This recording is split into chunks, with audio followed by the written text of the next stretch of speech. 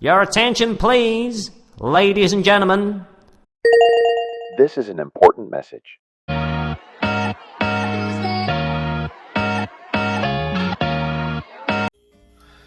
Hello, and welcome to a new video that I'm putting out.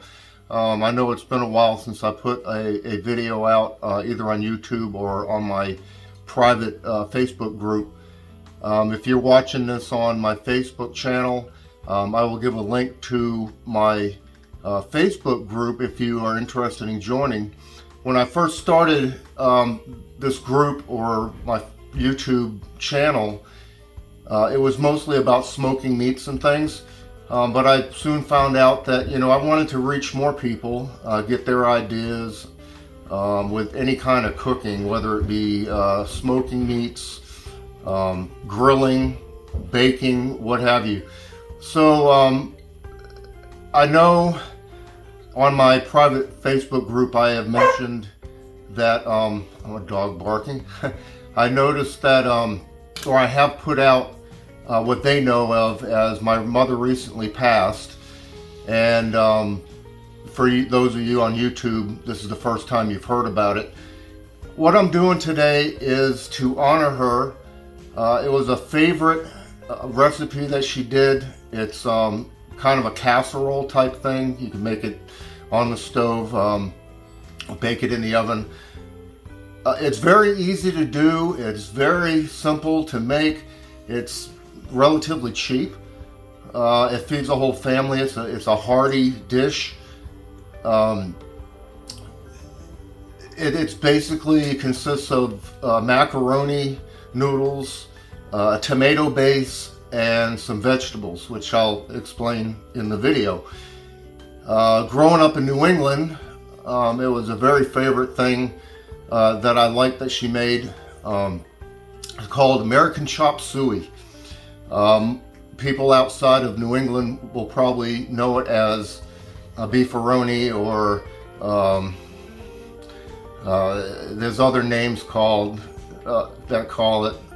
Goulash is another example. But today I'm basically using her recipe to honor her, and it's very simple to do. So stay tuned and we'll have that ready. Okay, so here we have what I did to save some time so it wasn't so stretched out. I went ahead and prepared all the basic ingredients to it. You have a pound of macaroni noodles. You have, my mother used to use 1 pound of hamburger. I like it meatier, so I'm using 2 pounds of hamburger. I put some onions and some peppers. Now my mother used green peppers, a whole green pepper, but this is what I had. We had some little miniature peppers, so I sliced them up. You want to go ahead and cook them up a little bit if you want to get them softened. They will soften quite a bit as you're letting it simmer, so it's not a big deal. If you want them a little bit crunchier or whatever, it's up to you. So here's what we're going to do. I've got my hamburger meat, and I'm going to go ahead and add this to my noodles that are already cooked. Try not to make too much of a mess. And then I'm going to add the peppers and the onion.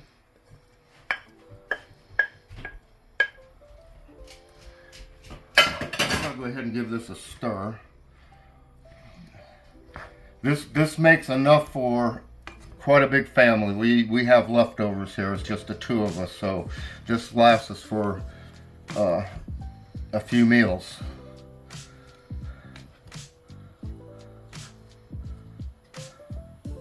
I got that in a little bit, and what I'm going to do is I'm going to add some whole tomatoes, a large can. This is a 12 ounce can, or 1 pound can, and I'm going to add some diced, and I'm probably going to add another diced, but I got to mix it because if I don't, it's going to go everywhere.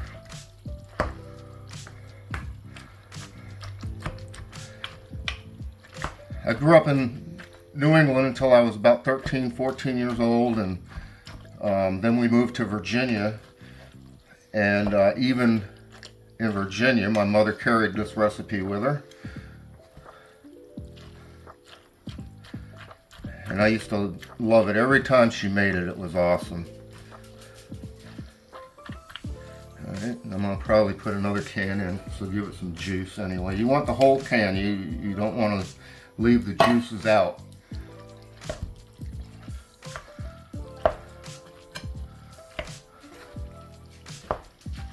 You can crunch up those whole tomatoes a little bit if you want.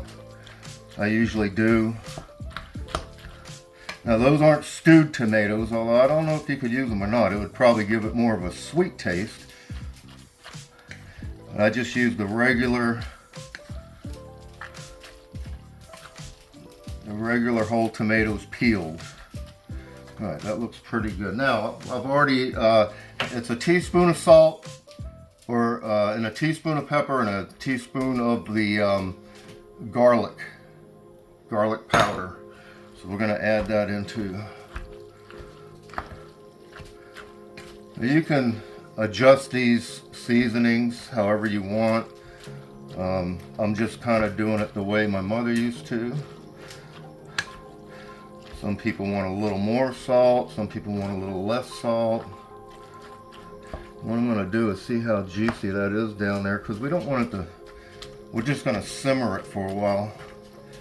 I think I'm going to go ahead and add one more can.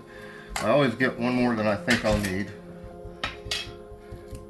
Juice and all. It's going to be really good.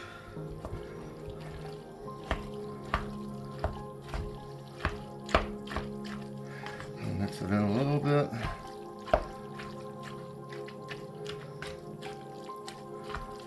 Alright, that's a good start right there. Now what we're going to do is we're just going to get some of my mistakes I made off of here.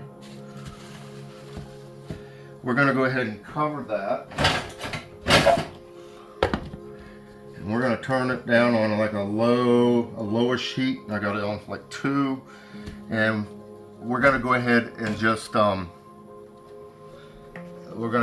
let it simmer for a while. 45 minutes to an hour. We'll come back and check it every 15 minutes, stir it up, and then we'll go from there. So we will see you back in about an hour.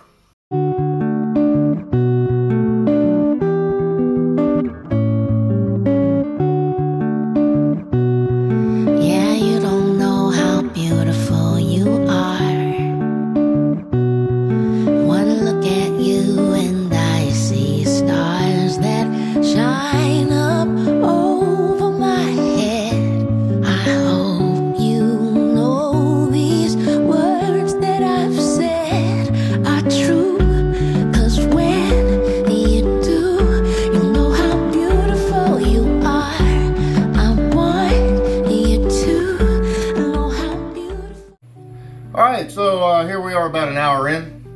We're going to go ahead and give it another quick stir, and then we'll serve it up. It is looking really good. We were stirring this every 10 to 15 minutes along the way. It's well incorporated. It looks really good. Now don't forget to, when you cook your noodles, to get them al dente, because after a couple of days or whatever of eating on this, if it lasts that long, then they're going to be kind of mushy. We're going to get a couple of good servings here.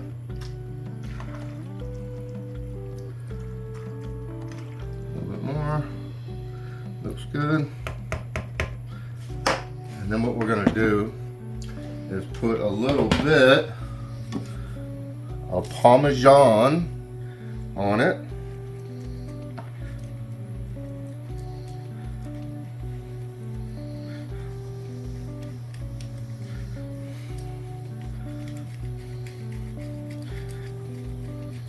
Now I'm pretty sure my mother used a Parmesan in a can that was already made. That's good. I just wanted some fresh Parmesan on it. We're going to get a couple of spoons. And there you have it. That is American chopped suey, otherwise known as a goulash or beefaroni or what have you. And I tell you, it looks very good, and we're going to enjoy this. And with everything, you know, my mother, I appreciate everything she's ever taught me on how to cook things. I always used to call her and try to get recipes and stuff like that. So she's going to be missed, but I'm telling you, I'm going to remember her always for her great cooking and the great person that she really is. So until next time, bon appetit!